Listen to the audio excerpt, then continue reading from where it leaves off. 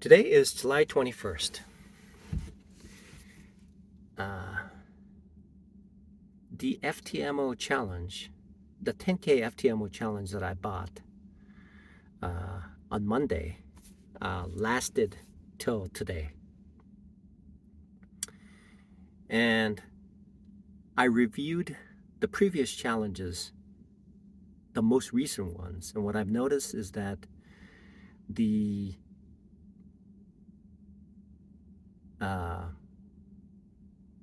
account would be up a little bit, and then it would start to decline all the way to reach the maximum daily loss. And what has occurred to me is that the only reason why 95% or 99% of the people cannot trade is because gambling and day trading are fused together. And the line that separates between those two things are so thin that a person like me can toggle between gambling and trading. And when I latch on to gambling, there is a tendency to get immersed into that gambling world. And when that gambling world occurs, there is a habitual a need to keep trading, even though the losses keep mounting. And the trades that I make are controlled by emotions, and the trades that I make are baseless trades that I make, which essentially is just throwing darts into the wall and trying to figure out which direction the stock is moving. I figured this out. This is why this is why trading is so difficult. This is the precise reason why trading is so difficult. And that is, on the flip side, what professionals do. They have completely separated the gambling part of it with the trading part of it by placing a strategic trades based on strategic information, by waiting for certain information to arise before making any trades. So what has occurred to me is that if I keep going in this route, despite the fact that my primary focus is to go in that direction to trade, it will never yield into a successful trading career.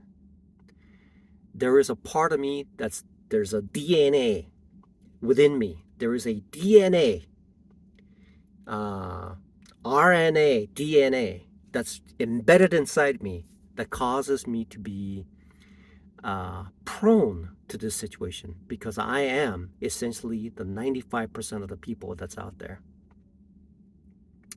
Switching that off requires a change of plan. A change of plan requires a strategic enforcement of policies and steps, despite the fact that it is so rudimentary, that I say to myself, okay, this is what so I have to have a concrete plan for every trade that I make. If I do not have a concrete trading plan, then I will do whatever I want. And then at the end of the day, I ask myself, why did I do that? So the trading plan it's mind-boggling. It is mind-boggling how trading is so complex. Trading is so complex because all I have to do is buy and sell. That's it. But what's involved is incredibly difficult. So now I have come to the realization of why trading plan is so important.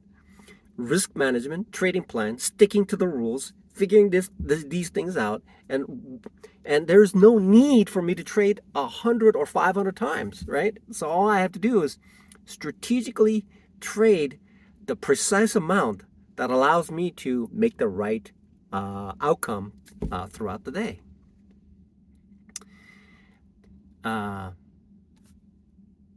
This part of me is essentially written in my DNA, and I'm prone to these things that fall into gambling area, and the other side is reasoning and logic.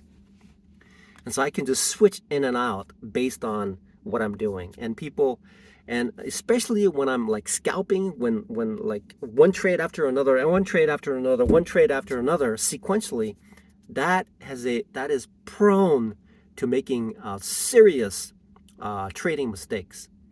And I found that out by essentially just tossing away 2 days of dishwashing money away and away and away. So what I need to do is essentially every trade that I make, I have to be precisely careful in the way that I make those trades. If I am not careful in the way that I make those trades, I am liable to go down this road over and over and over again, being insatiable with my trading appetite. So even on my personal account, if I'm able to make 2 trades, then the second one will be erroneous because my thoughts are misaligned. And that's what happened yesterday, which essentially, so that is why all the information is out there. I can pay somebody $2,000 to get trained.